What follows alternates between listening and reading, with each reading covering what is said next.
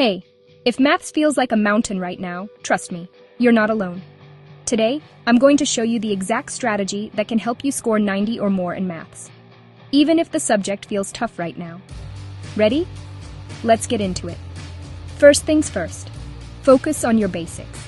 Seriously, if your foundation is shaky, those advanced problems will seem impossible. So take time to really understand the core concepts. Think of them as the building blocks for everything else. Next, make maths a daily habit. You don't need to spend hours, just 30 minutes a day, every day, can make all the difference. Consistency is what turns confusion into confidence. Practice a few problems, revisit tricky ones, and keep those concepts fresh. Here's a game changer. Start solving previous year question papers. You'll notice patterns. Certain questions keep coming up or have similar twists.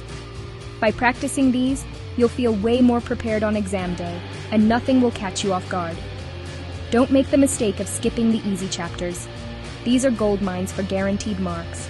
Sometimes students focus only on the hard stuff and miss out on easier questions that could push their score up.